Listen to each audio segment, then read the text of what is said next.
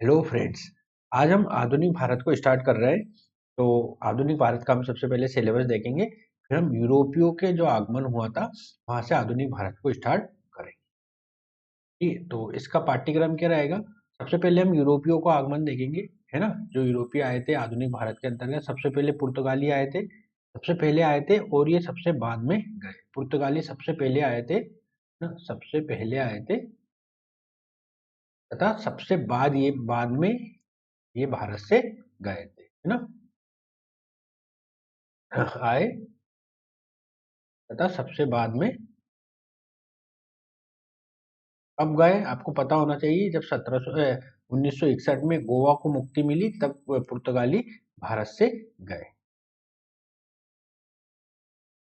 बाद में। ठीक है, उसके बाद डच आए थे, फिर अंग्रेज, फिर डेनिश और फ्रांसीसी। मतलब इस तरह से जो यूरोपीय कंपनियों के यूरोपीय भारत में आए थे आधुनिक भारत के अंतर्गत, उनको हम पढ़ेंगे। फिर हम पढ़ेंगे ब्रिटिश साम्राज्यवादी विस्तार, है ना। ब्रिटिश सरकार ने जो भारत में विस्तार किया, उसके अंतर्गत बंगाल, बंगाल का क्षेत्र, मैसूर जो साउथ में है, कर्नाटक का क्षेत्र, मराठा महाराष्ट्र से लगे हुए जो क्षेत्र है वर्तमान में, पंजाब के क्षेत्र, और अवध उत्तर प्रदेश का जो अवध रीजन है, उसमें किस तरह से अंग्रेजों ने विस्तार किया, जो भारतीय क्षेत्रीय शक्तियों को पराजित करते हुए आगे बढ़े, उसके बारे में पढ़ेंगे।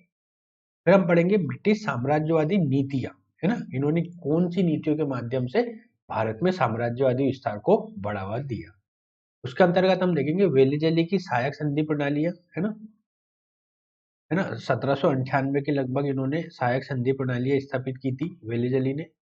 डलहौजी की नीतियां, है ना। डलहौजी की नीतियों के अंतर्गत जैसे डलहौजी की हड़प नीति और जो भी नीतियां थी डलहौजी की, उनके बारे में पढ़ेंगे कि डलहौजी की नीतियों ने किस प्रकार ब्रिटिश साम्राज्यवादी विस्तार को बढ़ावा दिया।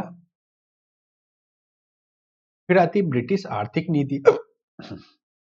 ब्रिटिश आर्थिक नीतियां, है ना। इसके अंतर्गत आती भू राजस्व नीतियां। भू राजस्व नीतियों के अंतर्गत आप देखेंगे स्थायी बंदोबस्त वाली, है ना, स्थायी बंदोबस्त, महालवाड़ी, है ना, महलवाड़ी, महलवाड़ी, रेयतवाड़ी, रेयतवाड़ी, है ना। ये भू राजस्व नीतियां थी ब्रिटिश शासन के दौरान। कृषि का वाणिज्यीकरण पढ़ेंगे, है ना। कृषि को किस तरीके से वो वाणिज्यीकरण किया, इससे जो खाद्यान्न की कमी आई भारत में और अकाल की बारंबारता पड़ी, उसके बारे में पढ़ेंगे। उपनिवेशवाद और उसके चरण के बारे में पढ़ेंगे, है ना। सामान्यतः 3 उपनिवेशवाद के चरण माने जाते हैं। जब मैं इसको डिटेल में पढ़ाऊंगा तो बताऊंगा। औद्योगिक नीति, है ना। औद्योगिक नीति के तहत किस तरीके से भारतीय उपनिवेशवाद को इन्होंने बढ़ावा दिया। रेलवे और धन की निकासी, है ना। रेलवे और धन की निकासी से किस तरीके से भारत एक गरीब राष्ट्र बन गया, इसके बारे में हम जानेंगे। ठीक है। ब्रिटिश प्रशासनिक नीतियां क्यों लागू की गई? एक भारत के विस्तृत क्षेत्र पर राज करने के लिए इन्होंने अपने अनुसार नीतियों का निर्माण किया। इसके अंतर्गत सिविल सेवा का निर्माण किया, पुलिस व्यवस्था बनाई, सैन्य व्यवस्था का गठन किया, न्यायिक व्यवस्था बनाई। तो इन सबको हम पढ़ेंगे ब्रिटिश प्रशासनिक नीति के अंतर्गत। फिर आता है ब्रिटिश सामाजिक सांस्कृतिक नीति। सामाजिक सांस्कृतिक नीति के अंतर्गत समाज सुधार की नीति, है ना। समाज सुधार की नीति पहले उन्होंने सक्रिय हस्तक्षेप किया, परंतु जब 1857 का विद्रोह हुआ तो सक्रिय हस्तक्षेप की जो नीति थी उसको त्याग दिया। फिर हस्तक्षेप की नीति अपनाई भारतीय समाज में, है ना। तो इस तरह की नीतियों को हम क्रमवार देखेंगे। शिक्षा की नीति देखेंगे कि किस तरीके से भारतीय जो उच्च वर्ग को केवल शिक्षा प्रदान की तथा मध्यम वर्ग और जो निम्न वर्ग है उसको अनपढ़ छोड़ दिया। उससे क्या हुआ, भारत में जो है बेरोजगारी और गरीबी व्यापक स्तर पर फैली, है ना। और जो अधोमुखी निस्संजन का सिद्धांत था उसके बारे में जानेंगे। शिक्षा से संबंधित विभिन्न आयोग जो बनाए थे उनके बारे में जानेंगे, जैसे रेले कमीशन, मतलब जो भी जो शिक्षा से संबंधित कमीशन थे, जैसे आप देखेंगे हंटर, हंटर आयोग शिक्षा से संबंधित था। हार्टोक समिति हार्टोक समिति शिक्षा से संबंधित थी। ठीक है ना। और वुड डिस्पेच, है ना, वुड इस पेज। तो इन सब के बारे में हम शिक्षा से बारे में जानेंगे कि शिक्षा इन्होंने भारत में किस तरह की नीतियों का पालन किया, किस तरह से अंग्रेजी शिक्षा को भारत में प्रसारित किया और जो देसी शिक्षाएं थी उनको, जो देसी भाषाएं थी उनको कम आंका। भारतीय प्रतिक्रिया, उसके बाद हम देखेंगे भारतीय प्रतिक्रिया, है ना, इंडियन रिस्पॉन्स कैसे हुआ, इन सब जो ऊपर वाली प्रोसेस के कारण भारतीय प्रक्रिया किस तरह से बढ़ी। इसके अंतर्गत जनजातीय विद्रोह आएंगे, है ना, जनजाति लोगों ने विद्रोह किया। किसान आंदोलन, किसानों ने जो नीति अपनाई गई औद्योगिक औद्योगिक फसलें उगाने की, है ना, जो नकदी फसलें उगाने के क्रम में किसान आंदोलन उभर कर आए। मजदूर आंदोलन, है ना, जो मजदूरों का शोषण हो रहा था तो मजदूर मजदूर आंदोलन उभर कर आए। और 1857 की क्रांति, जो देशी राज्यों के जो देशी राज्यों में अत्यधिक हस्तक्षेप के कारण 1857 की क्रांति हुई। भारतीय सामाजिक धार्मिक आंदोलन के बारे में पढ़ेंगे फिर हम। इसके अंतर्गत हम देखेंगे राजा राम मोहन राय और अन्य अन्य के अंतर्गत आएंगे स्वामी विवेकानंद, है ना, स्वामी विवेकानंद, दयानंद सरस्वती, दयानंद सरस्वती, सर सैयद अहमद खां, है ना, सर सैयद अहमद खां। और और बहुत सारे जो सामाजिक धार्मिक आंदोलन थे, जिसके अंतर्गत हम देखेंगे धर्म से मतलब जो निम्न जनजाति होती है उनके उत्थान के लिए जो आंदोलन चलाए गए, जैसे प्रार्थना समाज, इनका पूरा डिटेल में हम जानकारी पढ़ेंगे, एक एक चीज को अच्छे से समझेंगे। फिर हमारा 1885 में जब कांग्रेस की स्थापना हो जाती है, इंडियन नेशनल कांग्रेस की स्थापना होती है, तो भारतीय राष्ट्रवाद उभर कर आता है। तो हम पढ़ेंगे राष्ट्रवाद का उद्भव, कांग्रेस की स्थापना, है ना, कांग्रेस की स्थापना के क्या क्या कारण थे और किस तरह से जो 1857 की क्रांति के बाद घटनाक्रम बन रहा था उससे कांग्रेस की स्थापना होती है। फिर राष्ट्रीय आंदोलन जब बनने लगता है इसका, तो इसमें बहुत सारे जो चरण आते हैं। इसके अंतर्गत उदारवादी चरण, जो 1885 1905 तक चलता है। फिर उग्रवादी चरण, जो 1905 से लेके 1915 के आसपास चलता है। फिर क्रांतिकारी चरण, जो 1920 के आसपास मान सकते हैं हम, है ना, 1910 से 20 के आसपास मान सकते हैं। गांधीवादी चरण मुख्यतः 1920 से 20 के बाद माना जाता है, जब असहयोग आंदोलन प्रमुख रूप से प्रारंभ हुआ था, तो उसके बाद गांधीवादी चरण माना जाता है। समाजवादी चरण जो समाजवाद से विचारधारा से जो जुड़े हुए लोग थे, समाजवादी विचारधारा को बढ़ावा दे रहे थे। तो इन सब के बारे में हम डिटेल से पढ़ेंगे। उसके बाद भारत का विभाजन, जो 1947 में भारत का विभाजन हुआ और किस तरह से भारत को स्वतंत्रता मिली, है ना। भारत के विभाजन के साथ साथ हम पाकिस्तान के जो बंटवारे से संबंधित बातें हैं उनको भी पढ़ेंगे। संवैधानिक विकास को देखेंगे, जो ब्रिटिश सरकार ने भारत में संवैधानिक विकास किया, जिसके अंतर्गत हम मुख्य रूप से देखेंगे 1900, मुख्य रूप से देखेंगे कौन सा 1909 का अधिनियम, ना, 1909 का अधिनियम, जिसके अंतर्गत इन्होंने मुस्लिम तक निर्वाचन प्रणाली को लागू किया और भारत में फूट डालो और राज करो की नीति को लागू किया, है ना, फूट डालो और राज करो की नीति 1909 के बाद, राज करो। आगे चलकर 1919 के अधिनियम के बारे में पढ़ेंगे। 1935 के भारत शासन अधिनियम के बारे में पढ़ेंगे, है ना, 1935 का जो भारत शासन अधिनियम था के बारे में पढ़ेंगे। ठीक है, ये अधिनियम क्यों महत्वपूर्ण रहेगा, क्योंकि जो भारत जब स्वतंत्र हुआ तो भारतीय संविधान सभा का जब निर्माण हुआ, तो भारतीय संविधान सभा ने जो अधिकांश प्रोविजन थे इस अधिनियम से अडॉप्ट किए थे। मतलब इस अधिनियम को पढ़कर जो चीजें लग रही थी कि भारतीय संविधान में शामिल किए जाने चाहिए, उसे 1935 के अधिनियम से लिया गया। तो इसके बारे में हम पढ़ेंगे। तीन ये जो मुख्य मुख्य है इनके बारे में पढ़ेंगे। और अन्य में हम वो चीजें देखेंगे, जिससे कोई ऐसा अधिवेशन है जिसमें व्यापक स्तर पर चर्चाएं हुई थी, जैसे 1931 का कराची अधिनियम, कराची कांग्रेस अधिनियम, कराची का कांग्रेस अधिवेशन, ना, कराची का कांग्रेस अधिवेशन।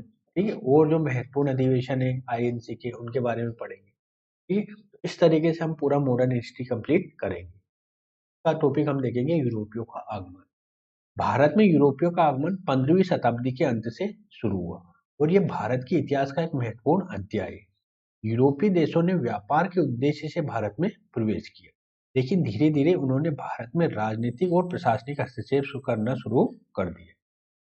मुख्य यूरोपीय शक्ति और उनका भारत में आगमन देखे तो पुर्तगालियों का आगमन काफी माइलस्टोन माना जाता है। जब कब 1498 में वास्को डी गामा ने समुद्री मार्ग से भारत की खोज की और कालीकट बंदरगाह के तट पर कालीकट बंदरगाह पर उतरा। और यहाँ पे जो कालीकट का शासक था जमोरिन, है ना, कालीकट का जो शासक था जमोरिन ने वास्को डी गामा का स्वागत किया। परंतु यहाँ के जो व्यापारी थे, है ना, कालीकट के जो व्यापारी थे, इन्होंने विरोध किया। व्यापारियों ने क्यों विरोध किया? व्यापारियों ने इसलिए विरोध किया क्योंकि आर्थिक रूप से विरोध कर रहे थे। ये व्यापार के पर्पज से आया था और जो व्यापारी लोग थे यहाँ के स्थानीय, वो विरोध कर रहे थे कि इनको व्यापार न करने दिए। मैं एक डायग्राम के थ्रू बताता हूँ। जैसे ये भारत का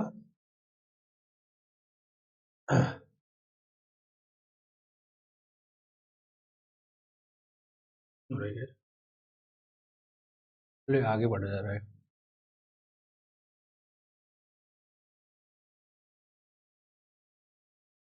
जैसे भारत का ये मालाबार टच है, मालाबार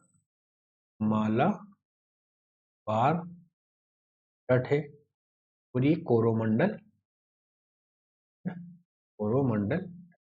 तो इधर मालाबार वाले तट पर पुर्तगाली आए, ठीक है, जबकि 10 लोग किधर आए थे? 10 लोग कोरोमंडल तट पर, ठीक है। और मालाबार तट पर मसाला के व्यापार के लिए उद्देश्य आए थे, और जबकि वस्त्र निर्माण के उद्देश्य से कोरोमंडल के तट पर व्यापारी आए थे, ठीक है। जो वास्को डी गामा आया था, ये मार्ग अफ्रीका के केप ऑफ गुड होप को पार करके आया था, ठीक है। अब इन्होंने क्या किया? पुर्तगालियों ने 1503 में कोचीन में पहला किला बनाया।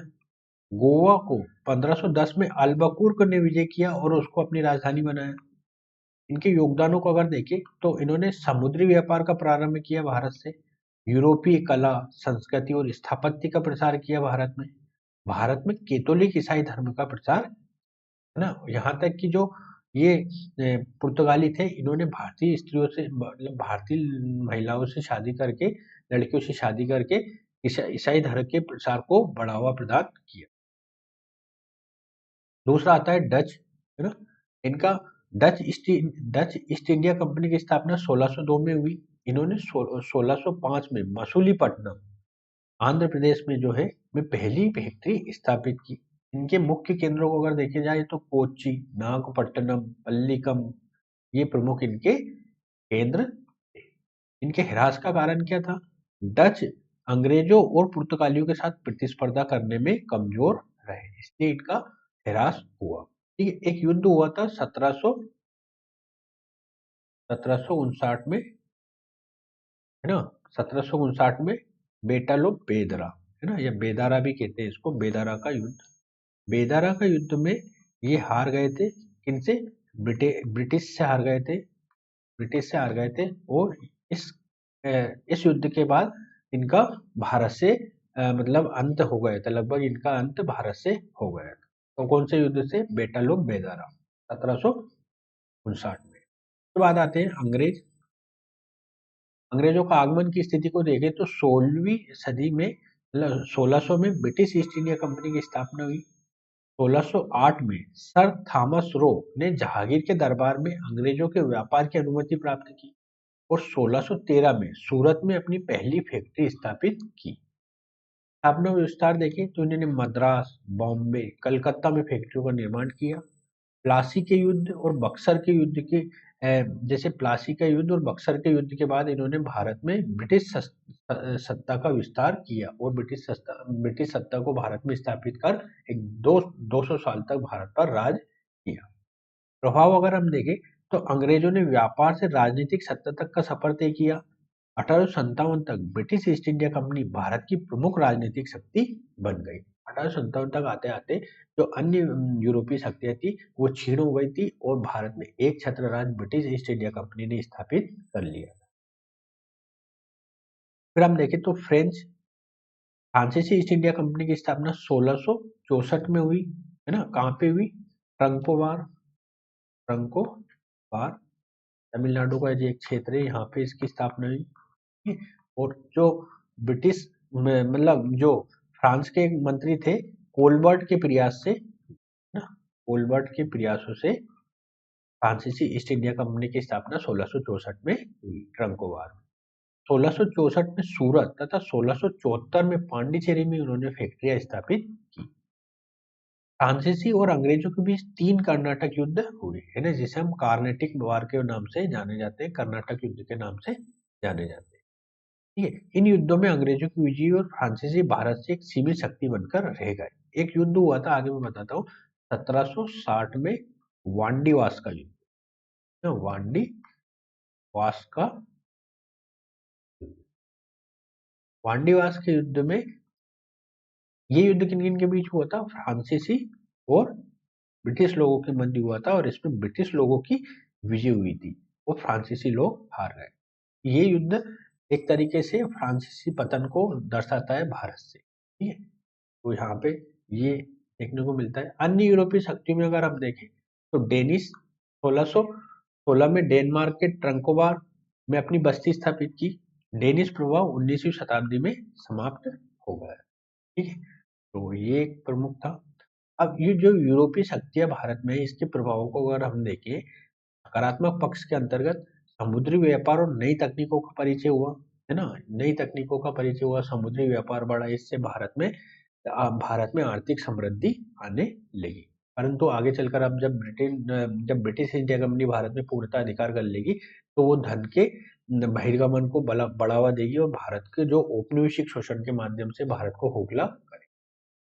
भारतीय समाज और संस्कृति और तकनीकी बदलाव आया, है ना। भारतीय संस्कृति विश्व के अन्य संस्कृतियों से जुड़ाव महसूस करने लगी और आदान प्रदान होने लगा, सांस्कृतिक आदान प्रदान होने लगा। पश्चिमी शिक्षा और विज्ञान का प्रसार हुआ, है ना। वेस्टर्न कल्चर और वेस्टर्न एजुकेशन का भारत में बढ़ावा मिलने लगा। तो ये एक सकारात्मक पक्ष के रूप में हम देख सकते हैं। नकारात्मक पक्ष अगर देखें तो भारत के प्राकृतिक संसाधनों का शोषण होने लगा ना। भारत आपको पता होगा, 16वीं सदी तक सोने की चिड़िया कहा जाता था, है ना, सोने की चिड़िया कहा जाता था। परंतु इसके बाद भारत का आर्थिक शोषण होने लगा, औपनिवेशिक शोषण होने लगा और प्राकृतिक संसाधन समाप्त होने लगे। औपनिवेशिक शासन और सामाजिक आर्थिक पतन होने लगा।